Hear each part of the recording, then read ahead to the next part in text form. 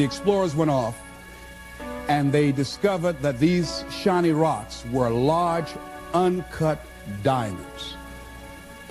The little boys did not have enough awareness to know what they had in their hands. And many of us are like that. Many of us have genius within us.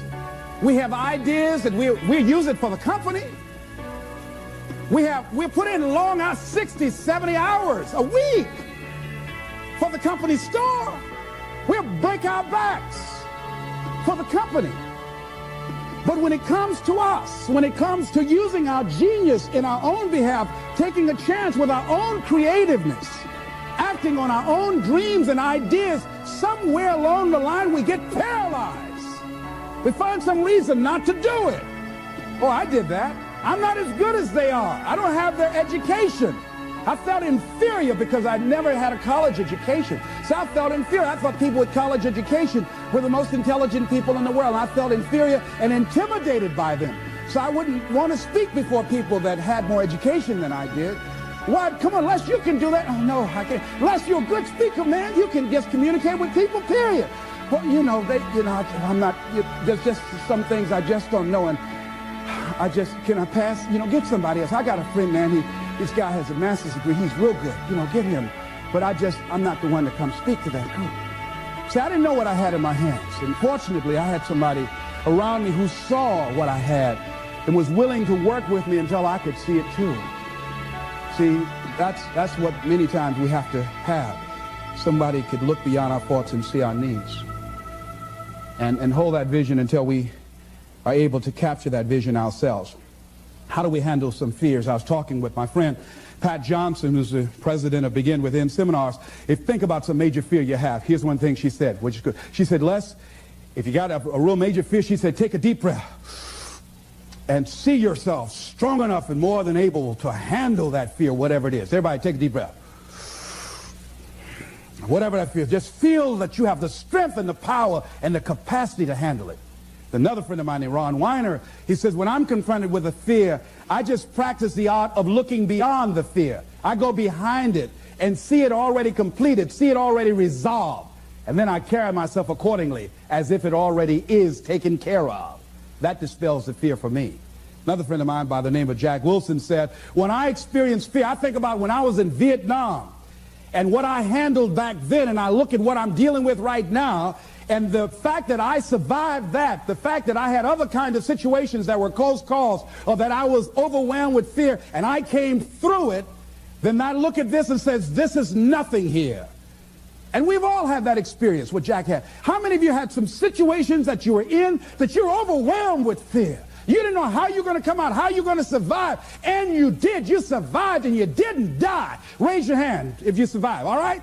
So what you got to do, whatever that was, whatever that state of consciousness, whatever that self-confidence that you had, however you stood up within yourself, here's what we know, you survived. Here's what we know, you're still here. You didn't die. Hello, you did not die. You didn't die. You hear that? You didn't die. You're here right now. You got it and you handled that fear. You kicked it out of there. All right? Remember that play Color Purple? I remember when Albert told the girl she couldn't go with Sugar. He said, where you going? This girl been wanting to all her life live her dream. But she was afraid. She felt incompetent, and he had beaten her down, and her self-esteem had eroded. He said, where you going? You can't talk. Sugar can talk. You ugly. You dumb. Sugar got class. You ain't got nothing. Where you going? You ain't going to make it. You're going to fail. She said, look here. I might be ugly. I might be dumb. I might can't talk. She said, but I'm still here. I'm still here. And so as you begin to look at the fears in back of you, you came through those fears, and you're still here. See, that's a testament about how powerful you are. And so whatever the volcano is, you have the capacity to take that volcano on, the capacity to jump in it and find your true identity. Here's another thing that keeps a lot of people from taking on the volcanoes and jumping into the challenges that they're confronted with. The fear of making mistakes or not feeling good enough. Guess what? You're going to make some mistakes. You're going to make a lot of mistakes. Guy said this, and it's true. He said, the person who has never made a mistake hasn't done anything. If you're going to make some mistakes, if you want to do something out here, you're going to fall flat on your face. You're going to be criticized when you come out into the arena called life. You're going to feel awkward and stupid and dumb sometimes. It goes with the territory. But it's okay. What's important is that you bring your stuff out here. Are you good enough? Prepare yourself. See, there's no substitute for competency. A positive attitude won't get it. Being enthusiastic won't get it. So you got to prepare yourself. You've got to develop yourself. You've got to practice. You've got to work. You've got to do your homework. You've got to do your research. See, a lot of people have a yes, I can attitude, but a no, I can't aptitude. And competency builds confidence. And confidence feeds into competency. See, the better you become, the more confident you feel. And the more confident you feel, the better you want to become. You realize that you have no ceiling. That you can better whatever you've done so far. You can go beyond that. You don't become cocky and arrogant, feeling that you've already arrived, as most people have. And that's why they've settled for less than what they rightly deserve in life. Because they feel they have arrived, and they say, well, I can rest now. I can rest on my laurels now. I've made it. No. As long as you're breathing, you got some more work to do. There's something else for you to achieve. The publisher of USA Today said that unless you've made some major mistakes in life, you haven't started living yet. So a lot of people, if you've never made any major blunders, made some major mistakes, lost some serious money, taken some serious risk, you haven't started living yet. You don't call that living. Not rocking the boat, going through life quietly, tiptoeing safely to an early grave. No. You got to take some chances. You want to bring some adventure to your life. Repeat after me, please. I will develop myself. Sharpen my skills. I'm good. Better than good. And better than most. Shake somebody's hand on your right and left and say, keep getting better. Keep getting better. Keep getting better. Keep getting better. Here's something else. See, a lot of people, because they don't want to make any mistakes, it takes us to the next level. A lot of people don't want to fail. Fear of failure, fear of success, and guess what else? Fear of the unknown. I saw a guy last week, came up to visit me, haven't seen him for years. Bob Boyd from Columbus, Ohio. Bob Boyd introduced me to motivational tapes. Introduced me to a lot of motivational speakers and positive thinking, and a multi-level marketing company at that time called Bestline Products had an inspirational leader named Bill Bailey. Jim Rohn was in that as well. And so Bob Boyd, that folded. But here's what about Bob Boyd. While I was interested in seeing Bob last week that drove up from Columbus. Bob Boyd, that I know has been involved, personally I know, and I've been involved in business deals with him. Bob has had at least 30 failures that I know. 30 business failures since I've known him, since 1972.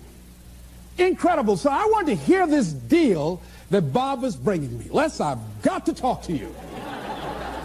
So he came in the traditional Bob Boyd fashion. Hello, Les, how you doing? I said, fine, Bob. I wanted to know if Bob had lost in his fire, steam, had life beaten his dream out of him.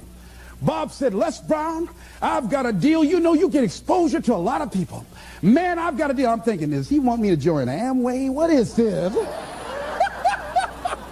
Man, I've got something going. Man, this thing, man, Les, it's a money machine. I said, tell me about it, Bob. But here's what was going on in my mind. Bob didn't mention anything about all the losses, deals we'd lost some money on.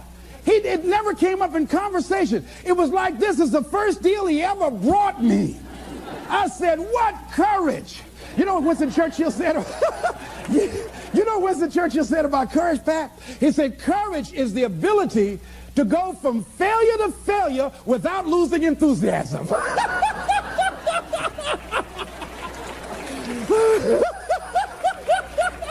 So you want to courageously hold on to your dream and not lose enthusiasm. See, Bob has not internalized failure. Things just didn't work out the way he wanted them to work out. He's still looking for his pot of gold at the end of the rainbow. And he was so fired up, traditional Bob Boyd fan. He took his coat off. Les, let me tell you something, man. You've got to see this deal. With the things you're doing, you're now on PBS. My God, Les, you'll make a fortune. Man, I just can't wait to tell you about it. I said, tell me, Bob, tell me. When he got to talking, I said, Bob, I want to be a part of it. He said, now explain to me what I just told you. I said, I don't know what it is, but I want to do it. I want to do it.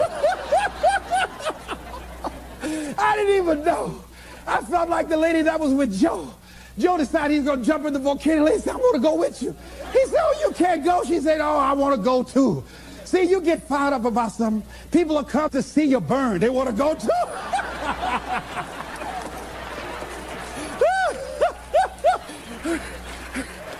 So I like the fact that Bob has not lost his fire. Bob is still hungry. Bob still sees his dream. Bob is still searching for a way to make it happen. He doesn't care about people talking about it. Man, he's never kept a job.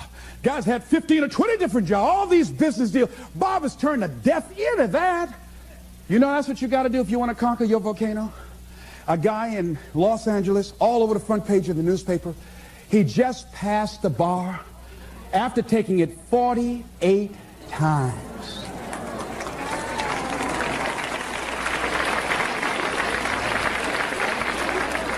That bar was his volcano. He had more than enough reason and excuses not to take it.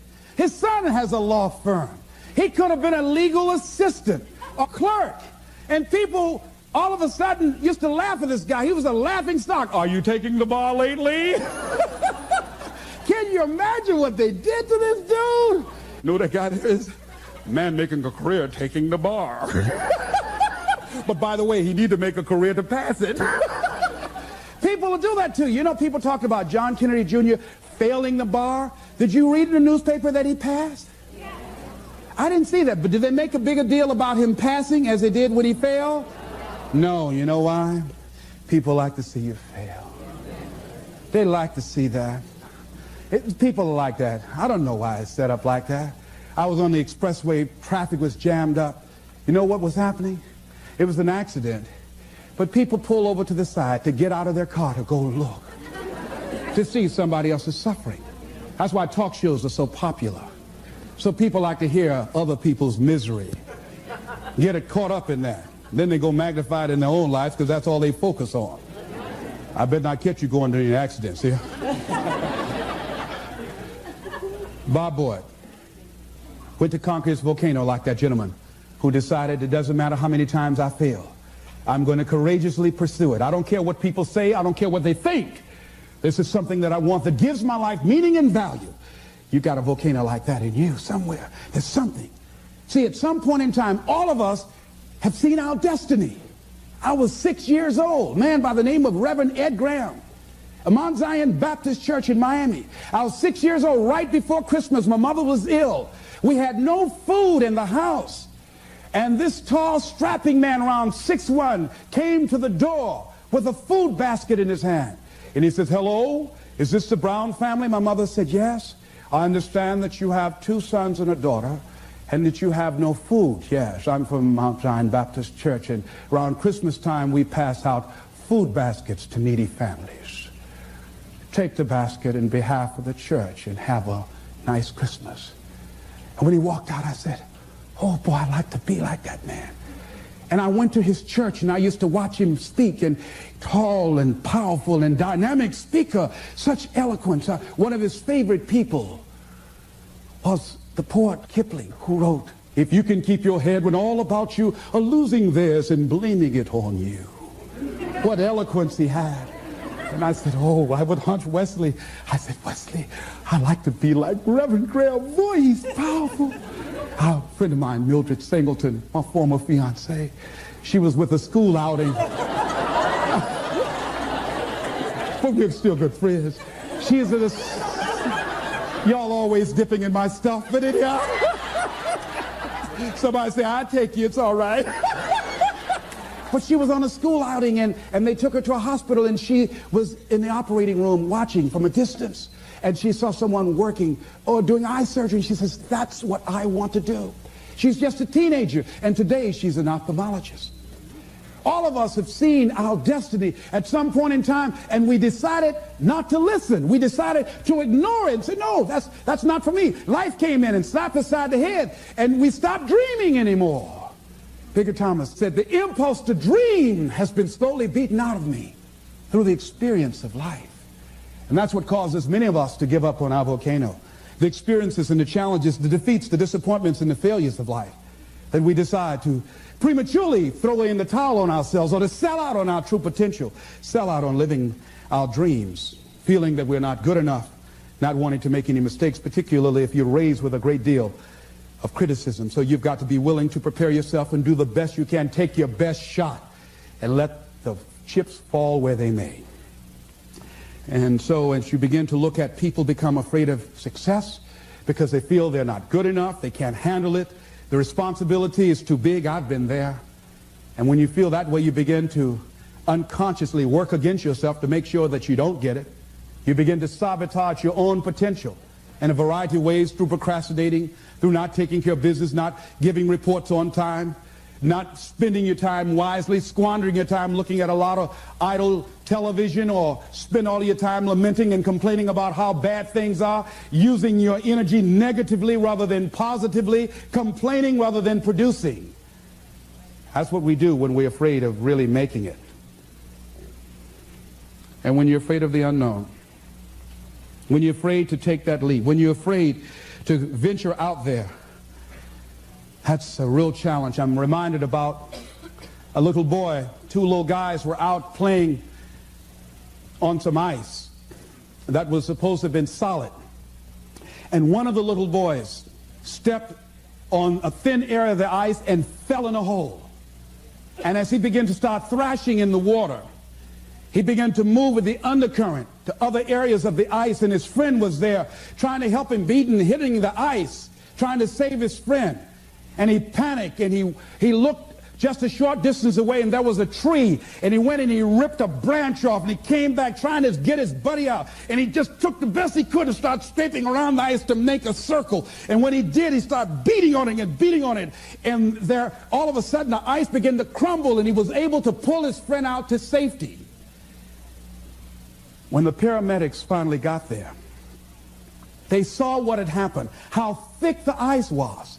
He saved the little boy's life, but what baffled them, they looked at the branch, and they looked at this little scrawny guy and said, how did he do this? It's impossible. They just went beating around the ice to see how thick it was, hearing the thumping sound. Said, how did he do that? I mean, it was a miracle that he was able to just take that branch and go around, make a circle, and beat the ice and pull him through. He's just too small. It's just impossible. And an old man standing around, hearing the conversation, stepped forward and said, I can tell you how he did it. He didn't have anybody here to tell him he couldn't do it.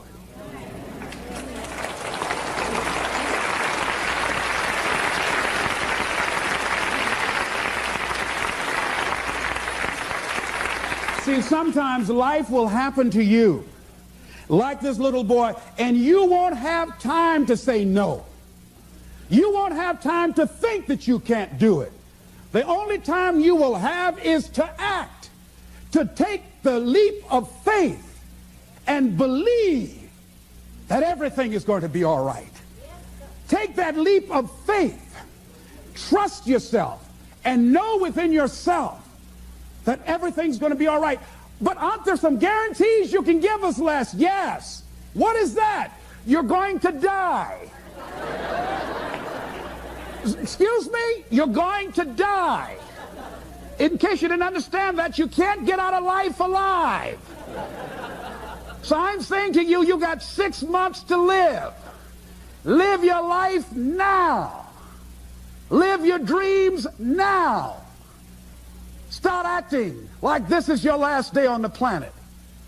See, if we decide that we don't need a pronouncement from some physician to say we have 6 months to a year to live in order to really begin to appreciate the beauty of life, in order to really to make some hard decisions in life, See, we have the power in our hands.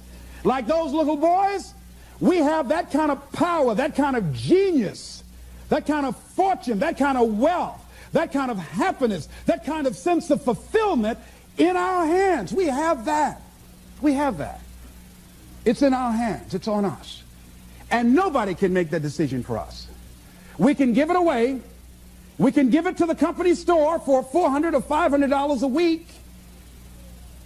Or we can exchange it for how people think about us, how they feel about us, and go through life and resign ourselves to be miserable as we go to our graves, looking good for everybody else, except to ourselves. Or we can decide, hey, wait, this is the only life that I have. And that is my volcano. And I'm going to take the leap of faith. I'm going to jump in it. And I'm going to handle it because I know the universe will never give me anything I don't have the capacity to handle. See, I say to you that you've got the power within you to handle any kind of volcano in your life, regardless of how it shows up, regardless of any kind of challenge that you might have in your life. I say to you, you got that in you right now. Where will it come from? Don't worry. If you trust yourself, it will come to you at the right time in which you need it. If you believe and don't doubt in everything in you. There's something about life, I believe, that when a person resolves within themselves that this is how I give my life, this is how I'm forwarding myself into the universe. Dr. Johnny Youngblood out of New York, he said, I must live what's in me. This is why I've got to do this, Les. I must live what's in me. And all of us have something in us that we must live.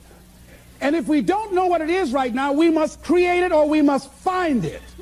All of us have this, whatever this something is that gives our life that meaning, that value, and that power, and that happiness.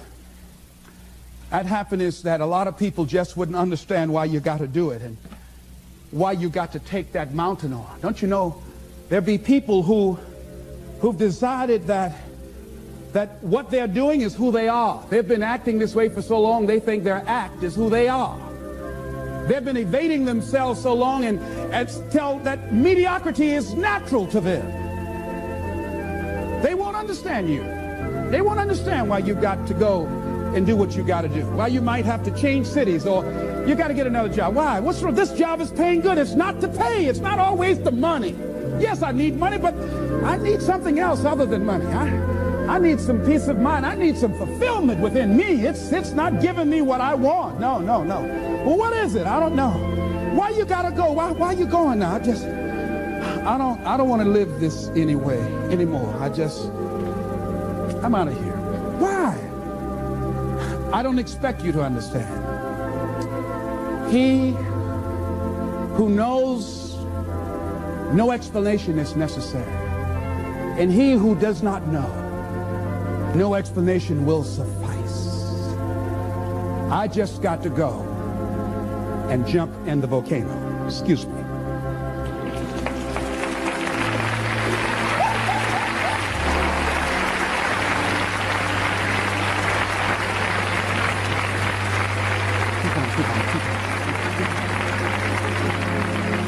So I say, design your life so that it makes sense to you. It might not make sense to anybody else, but it makes sense to you.